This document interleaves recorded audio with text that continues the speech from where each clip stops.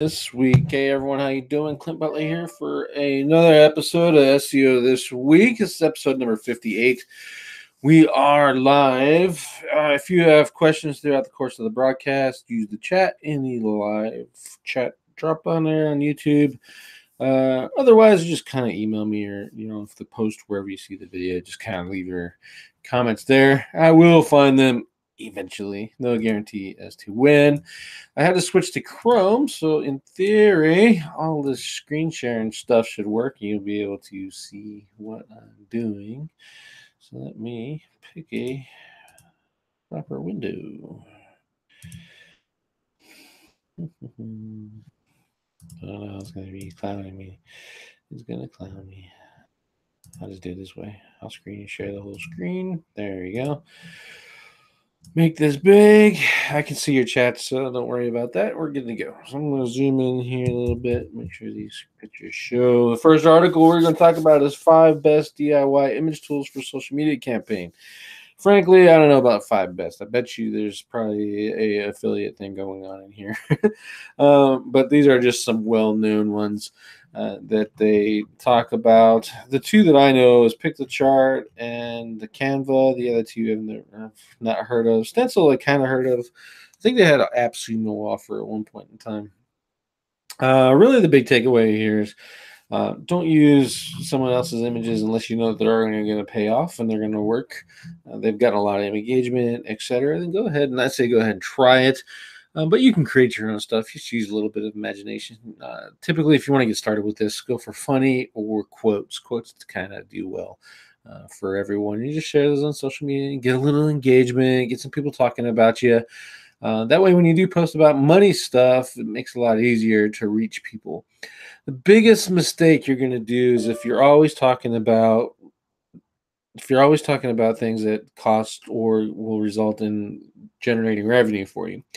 We all like to promote our links, promote our blog content. Frankly, in social media, people just don't want to see that crap all the time. And to them, that's what it is. You may be writing the best stuff, but they're going to see it as crap, and you're just promoting over and over again. So throw these kind of pictures and these images in, get some engagement, talk to people, get some feedback, and don't judge off of like 1 or 2. We actually had a client the other day who emailed us because 2 people made some comments about what we were posting for them on behalf of their business, and they're like, no, we want to go back to just promote our stuff because these 2 people out of our thousands of followers that we have, these 2 people are upset with us because they're getting notifications. Duh. That's the point of doing it and creating that engagement to trigger those notifications. And then another one wanted a specific product, so they wanted to take over their social media management. Doesn't make any sense to me whatsoever. You're going to see the downfall of this one as we get on further into the episode. Next is Advice Local. It's Google's Got the Goods, Points to Ponder Moving in 2018. This is a pretty good roll-up blog post of some of the better content that Advice Local created last year. I think you'll like it for the most part. These guys, I wasn't a fan of their citation services when they first started out. Now that they're Advice Local, I haven't tried them recently, but they are putting out some great content stuff that I think you'll enjoy. With that, Google are really good to say what product ads and mobile search, again, kicking those in, HTTPS and Google Chrome, that stuff that's going on now. If you don't have it, you're just going to say non-HTTPS. Honestly, I thought a lot of people were going to pay attention to that. And I don't look at it. It doesn't stand out to me. It's just, the circle with the exclamation point. Big deal as far as I'm concerned. And then a bunch of other, latest news and tricks and tips and stuff. So it's a good rollout post if you have some time to get through it. Next is LSA Insider is 5 Google myths that are debunked. And I'll read these off as 1. A business can't rank in a city where they don't have a physical location. That's a myth. You can create a service area business. You can rank a service area business in a 3-pack. And they actually show up by default, assuming you're in the area, on top of all the other organic listings in Google Maps themselves. I think it's pretty. That one it's a myth. It is a lot harder That's for sure. That's from my experience because you can show relevance to a city, but it's not like you're going to create driving direction maps and stuff like that to show relevance to location. So it does take a little bit more work, but it's possible. Next myth is a business can verify a virtual office as long as they receive mail at that location. That's that is not that is a myth. You can get business. You can verify a virtual office. There's people that are doing it every day. You can get on Facebook and just look around the groups. There's people who do it quite well, actually. And there's people who use the post office address, physical address for your PO boxes as business addresses for the Google My Business. So um, there are some people that do it for lead generation. Obviously, that's not the intent, but it's not impossible. You can do it. It's a violation of the terms of service, and you might lose your listing eventually. But I know other people that have had Maps listings for 1, 2, 3, 4 years, and they're using virtual mailboxes. So they say it's a myth. In truth, you can do it, especially if you're looking at service area business and you don't want to drop your home address on there.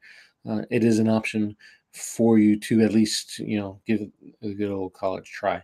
I will say that the known shared office locations are a lot harder to pull off, in the post office trick that I just told you. That's also getting a little bit harder too, but it's still possible to do it. Next is a business can claim they're open 24/7 if they have an answering service that takes calls. I don't know even why that would be a myth. And frankly, if you're 24/7 and you have someone answering your phone calls, then you're 24/7, especially if you're providing that service 24/7. So you're within the scope of it. Um, Terms of service be damned for Google as far as I'm concerned. If you're a 24-hour locksmith and you go out 24 hours a day and people answer your phone 24 hours a day, and you can help them 24 hours a day, then you're a 24-hour business as far as I'm concerned.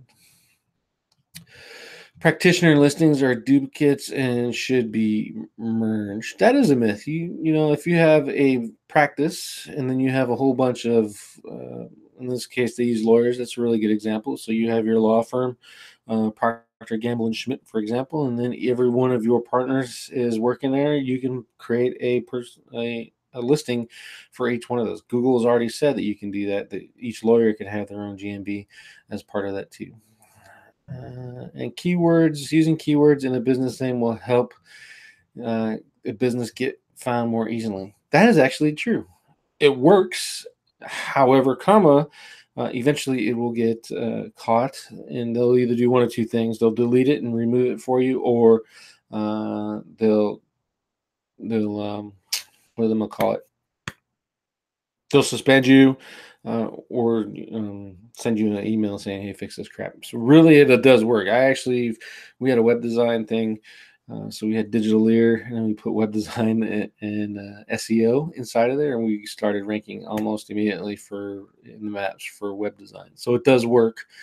Just know that they're getting better at filtering that stuff out. They're not going to miss all of it. They're not going to catch all of it. And maybe, you don't have proactive competition that's going to filter through that stuff. But for the most part, they do. It does work. It's not a myth. It does work. Practical ECommerce did a great article on how to increase your click-through rates and organic search listings. I think this is really important, especially if you know that CTR is important in the search results. It's not as manipulative as it was before, but it's still there. Let me check something.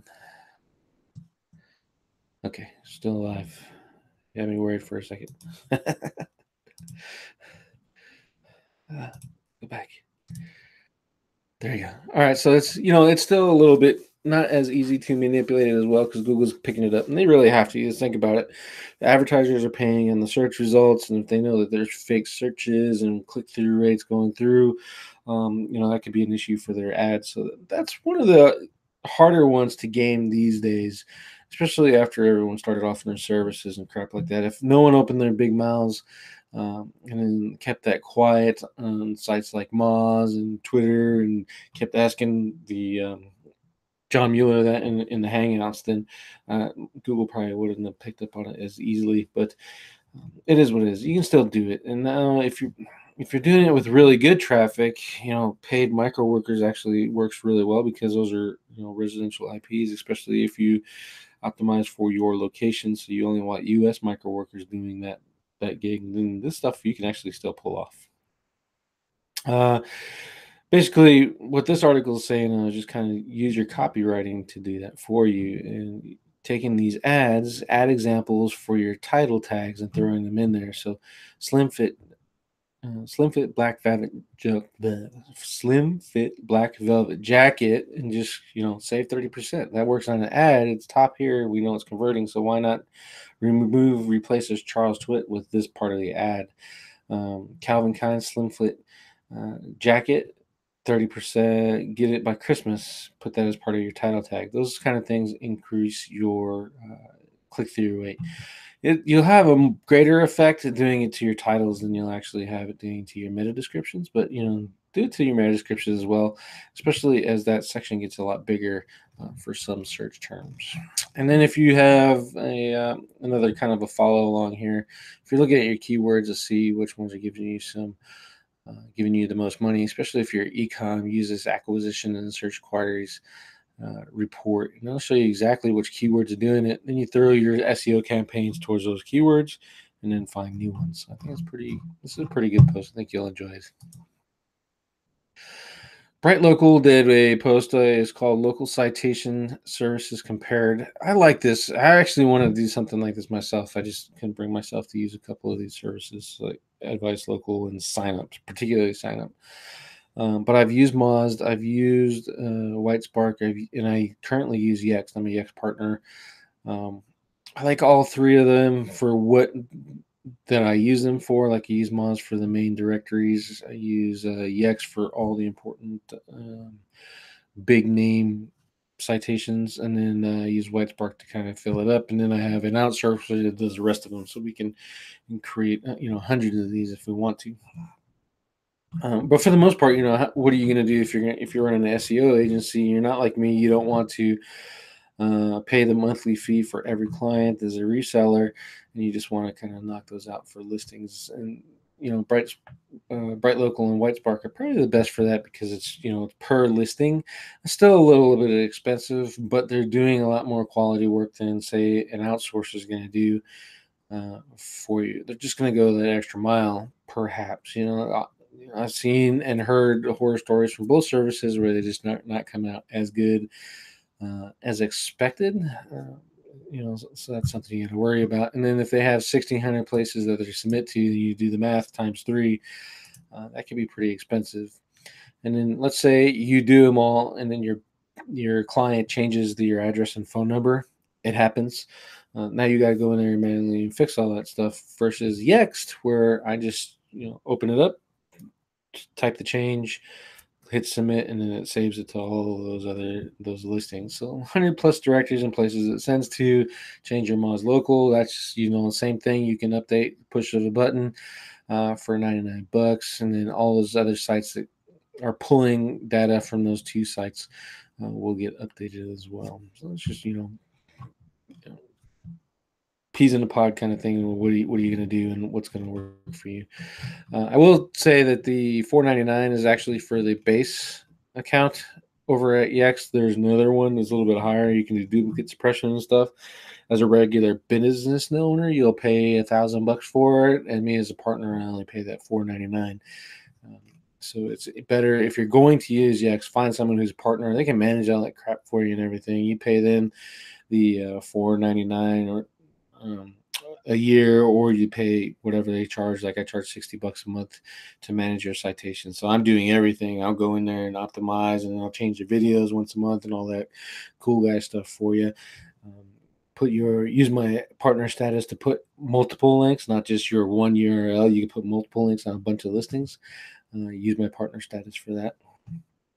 And then submit to Moz Local just so you can get these 3 aggregators that you can't get through Yext. Just to be safe. It's not, it's not necessary all the time, but just to be safe, I do that too. It's $99 for a year. It's too easy. Okay, next post, search engine land. 10 facts about search rich search results that all SEOs should know. This is really talking about JSON LD, setting up your structured data to try to go after some of these rich snippets. It's pretty cool. There's nothing in here, if you're used to doing rich snippets and you're used to playing with things, that is groundbreaking, other than that they've added the rich snippets testing tool into the structured data thing. So it'll just kind of show you that you're eligible for it or not, especially if you're working really hard to get some featured snippets and you're just not doing it. This will tell you if you're eligible, specific types. I believe it's recipes, and there's a couple other ones in there, and they're adding more as you go along. And then you just kind of work and go ahead and try to find some things that you can take over. And it just kind of tells you how to do it. Honestly, it's not, if you're well into schema and all that stuff, you don't need to know about any of this stuff. You probably already do. But it's a good refresher if you haven't used it in a while or you never used it. Next, search engine people. This is actually a really good post, only because a lot of people just don't know this stuff and how it's getting done. Here it talks about parasite SEO. I don't really think it's parasite SEO. Personally, just, conduct keyword research, analyze your current ranking articles, look at the guest post opportunities,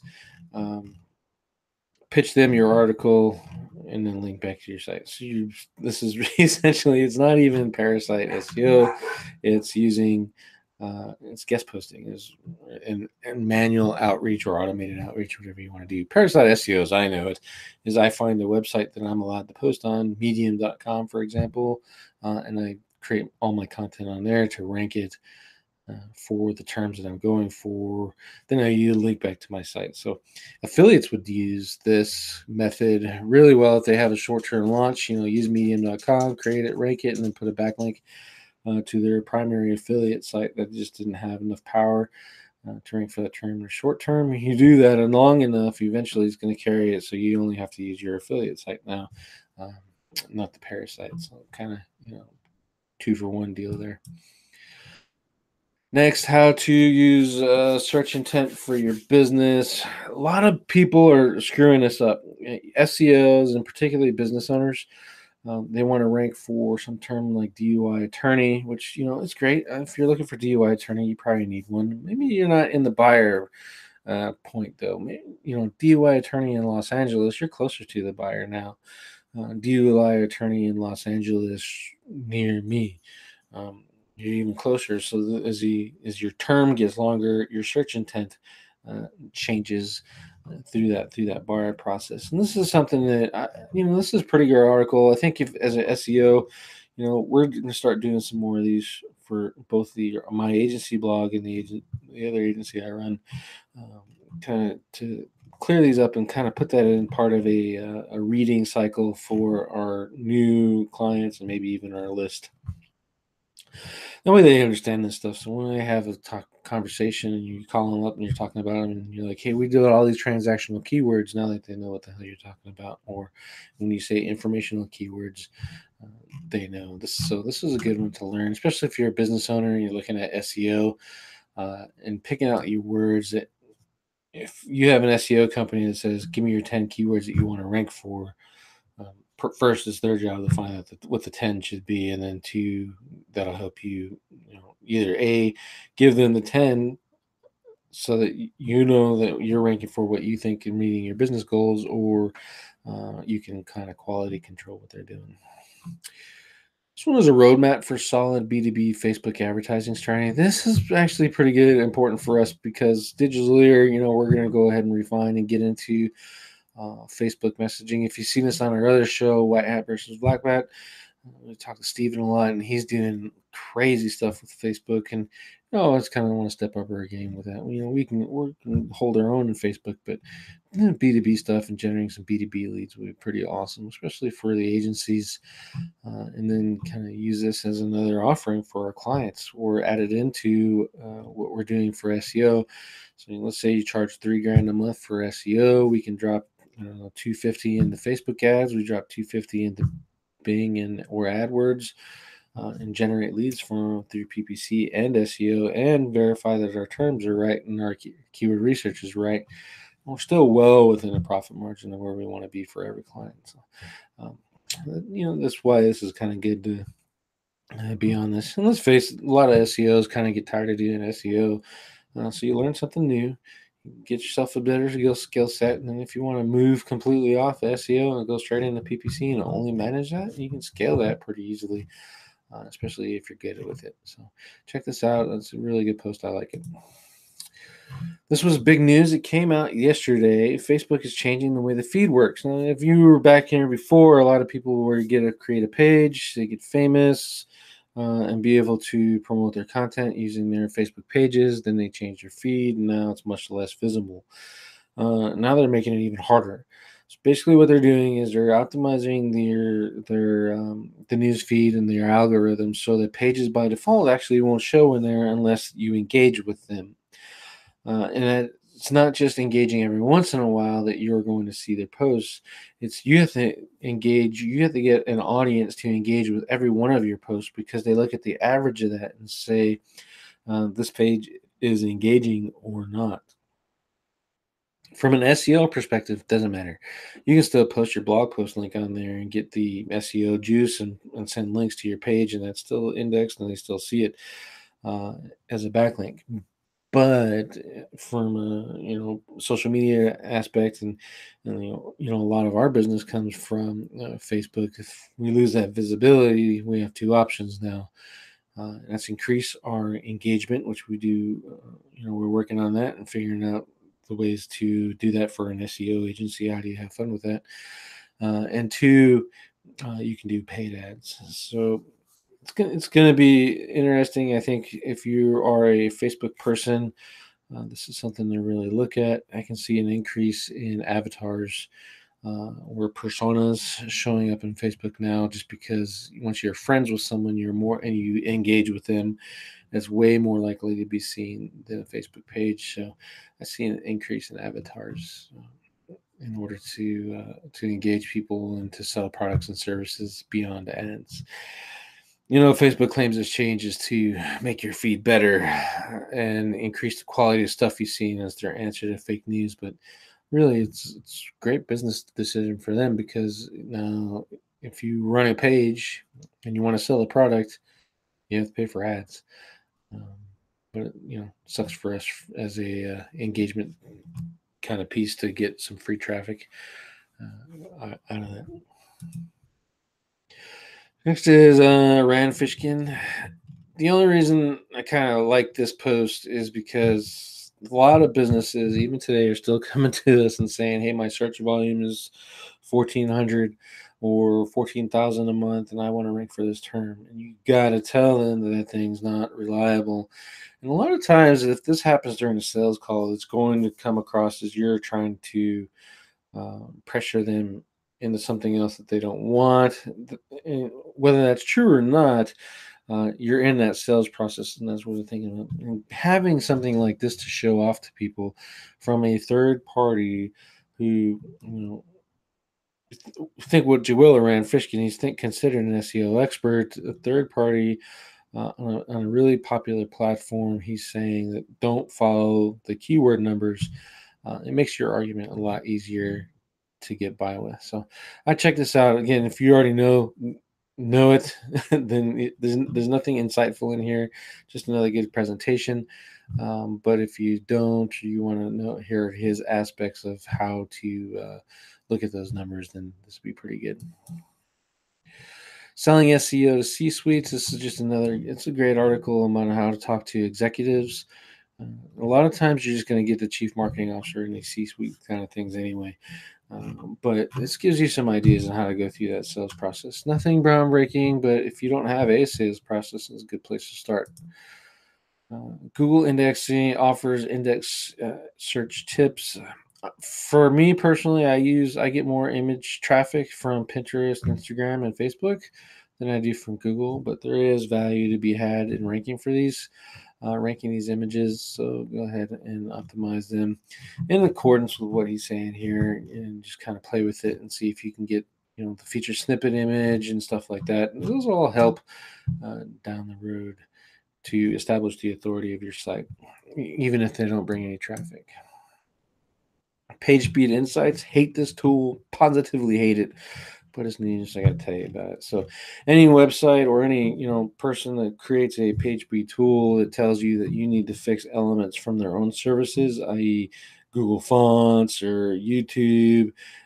Every time you run a stupid tool, it tells you that your site sucks because you have those features on there. But Google gives you those features and they want you to use them, and then they penalize you in this tool. It doesn't. It's dumb to me personally. So adding two more little kind of features and a fancy graph doesn't make this tool any better. In my opinion, use webpagetest.org or webspeedtest.org. You have to look that up. I don't have it off my head. Matter of fact, I can just find it right now real quick. Webpagetest.org. Use this tool. It's a lot more complicated. You're looking at the first byte time and the start showing time. That's really all that matters for page speed optimization, for search engine optimization, and then leave it at that. Don't get your clients hooked up on this thing because they're going to be chasing these numbers. I've seen people with 100 and 100, and it takes 4 to 5 seconds for the website to load. It's not good. That's not good at all. And why Google create a tool that busted, I have no clue, but it is what it is. Google to publishers, optimize your content for search assistant. I haven't really looked at this search assistant though. I think it's kind of cool. Just it's something to do. You can use AMP if you want to and stuff like that. It's just one more way to drive traffic. I won't put thought into it at some point where it may become important. They're sending messages in Google Search Console, but for the most part, I haven't seen any on any of my sites. Like, not yet, but if you get it, maybe they think that you are getting traffic from Search Assistant and that you'll value from it. So I would just try it out. If it doesn't take you too much time, then what's it gonna hurt? How to build an e-commerce keyword list. E-commerce is pretty rough because you're talking about products for the most part, and you can rank product names. But let's be honest, the search volume is going to be a lot lower than if you rank for categories and stuff. And it's my opinion that categories actually rank better for e-com, and they're going to get you more traffic anyway. So this kind of gets you through the process of doing that, looking at the keyword research for that, particularly for your categories. Again, you can rank for products all day long, and unless they're popular, just not a lot of people can search for them.